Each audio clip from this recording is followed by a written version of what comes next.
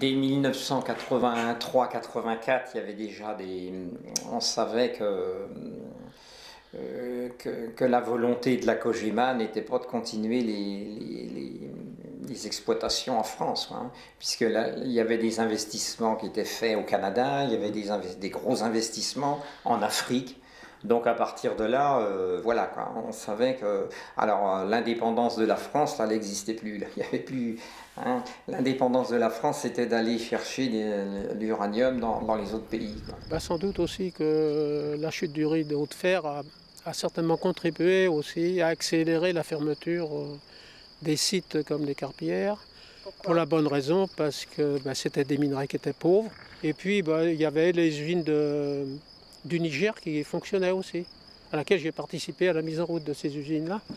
Et donc ils avaient, eux, des minerais qui étaient beaucoup plus riches. C'était pas une société qu'on voyait fermée du tout. Et tout le monde a été surpris de cette arrivée justement de l'uranium russe qui a fait chuter le cours de l'uranium et qui a été obligé que l'usine ferme parce que c'était plus rentable. On savait déjà qu'on s'en allait vers ces choses-là. Maintenant, on n'avait pas de date précise, il a fallu attendre 1989, 1988 pour là, voir les choses vraiment se préciser, quoi. On avait des informations par les gens qui y travaillaient, qu'il était question de la fermeture de la mine. Puis ça a été très vite arrivé. Au fait, c'est arrivé presque comme je suis parti, moi, de la mairie. Il y a eu le premier plan social, d'ailleurs, et on était la Vendée concernée. Et c'est pas la lutte qu'on a fait qui pouvait empêcher ça, puisque on savait qu'on ne pouvait pas, c'était des décisions politiques qui n'avaient rien à faire. Personne n'y croyait. Moi, j'allais aux réunions de CE, puis on était convoqués sur convocation, on montait à Paris et tout ça. Puis au bout d'un moment, il a fallu se rendre à l'évidence. Hein. Jusqu'au jour où, on a vu les gens de Paris de descendre et dire non, non, c'est vrai, ça, on ferme. Là, ça a mis un coup à tout le monde quand même, je pense. Ça s'est passé par étapes, puisqu'on a dégraissé le personnel, donc il n'y avait plus que quelques mineurs, si vous voulez. On diminuait. On a pris des mineurs de d'autres puits, ou alors il y en a qui venaient pour suppléer, puisqu'il y avait des mineurs qui étaient mutés dans le cadre du plan social, les gens partaient. Donc il y avait des solutions pour être casés dans les usines de La Hague, de Marcoule, dans la Vallée du Rhône, ça s'en allait. Bah, ça nous fâchait un peu tous, mais nous, hein, moi j'avais 56 ans et demi passé, oui. Pour moi, ils m'ont envoyé en pré-retraite. Bon, on était perdant de question de salaire, mais on en a profité 3 ans et demi plus tôt. Ah, la fermeture, ça c'est une période douloureuse. Un peu de souffrance quand même. Mais j'arrivais à l'âge, j'avais 57 ans et on m'a proposé de partir. Bah, je suis parti comme tout le monde. Il n'y a pas eu de licenciement? Non. Les autres ont trouvé des places par-ci, par-là. J'étais jeune, donc je me suis dit je vais me refaire, je vais aller voir ailleurs. C'est pour ça que je me suis dit, pour moi c'était bon. Ça me faisait mal au cœur, mais je l'avais accepté comme ça. Je l'avais accepté. Je vous ai montré le dernier camion de minerais. Là, on a pris un canon, mais c'était pas tout à fait la joie.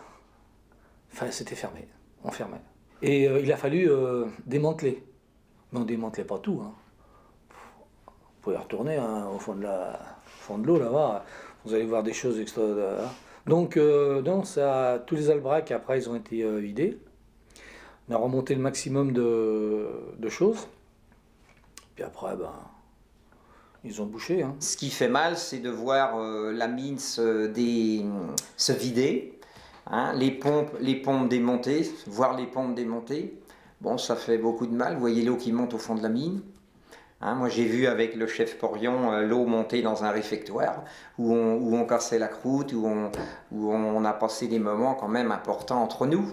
Hein, vous voyez l'eau qui monte, qui rentre dans le réfectoire, là, bon, ça, à 500 mètres sous la terre bien sûr, mais bon, c'était le réfectoire, c'est là qu'on cassait la croûte, c'était quand même, ça vous fait quelque chose, ça vous prend un peu les tripes. Hein. Alors moi qui ai vu monter tout le matériel et tout, et tout, puis maintenant on va les voir par terre. Il dit oui, il il parle de couper les tours au pied. Oh ben, oh merde. Ben ça fait mal, hein. Vous savez, hein.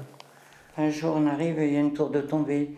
Le lendemain, ça a été très vite fait. Hein. Quand je vois tout ce qui a été démoli, j'ai trouvé que ça s'appelait grand gaspillage, tout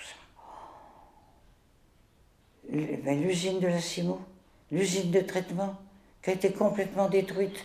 Je suis passé juste une seule fois voir ce terrain vide avec juste 2 bâtiments qui restaient et ça m'a fait tellement mal au cœur que je ne suis jamais remonté.